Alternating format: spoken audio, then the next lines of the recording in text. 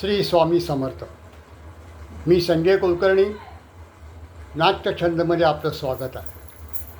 मित्रांनो, यावर्षी अनेक नाटकं आली, किती येतील याबद्दल मी गेल्या एपिसोडमध्ये बोललेलो आहे.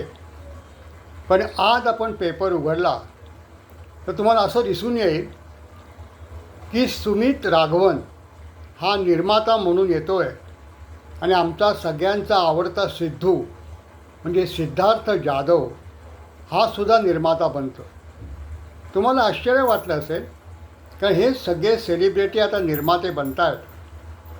मागे स्वप्नील जोशी, प्रसादो हे निर्माते बनले. त्यांचं नाटक विहीणबाई सध्या जोरात सुरू आहे.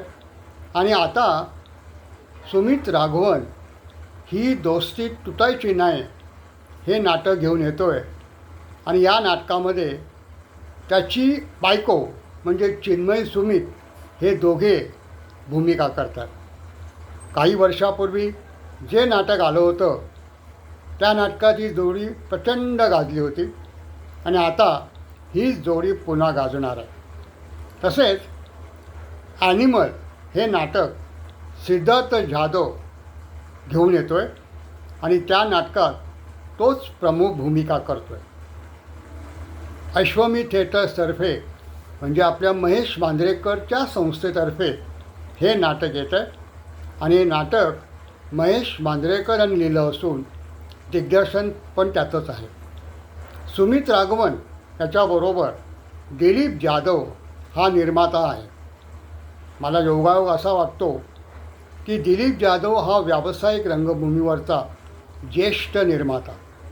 अनुभवाची शिदोरी घेऊन तो तरुण निर्माते बनवायला उत्सुक आहे. अनेक निर्माते त्याने आतापर्यंत बनवलेले आहेत. आता चिन्मय सुमितचे सुमित राघवन हे निर्माते बनले आणि सिद्धार्थ जाधव हा एक निर्माता झाला आहे. मी आत्ता गेल्या वेळेला तुम्हाला इतर नाटकांची यादी दिली होती. त्या नाटकाबरोबर ही 2 नाटकं येत आहेत. आता ह्या 2 नाटकांचा प्रेक्षक वर्ग वेगळा असेल कारण चिन्मयी सुमित ही जशी लोकप्रिय झालेली आहे तिने अस्तित्वामध्ये आपली छाप पाडली होती आणि सुमित राघवन हा पण नट इतका लोकप्रिय आहे की या नाटकामुळे ही दोस्ती तुटायची नाही या नाटकाने लक्ष्मीकांत बेर्डे याच्या गाण्याचा मला अनुभव येतो आहे. मित्रांनो, एवढंच आज पुरे. धन्यवाद.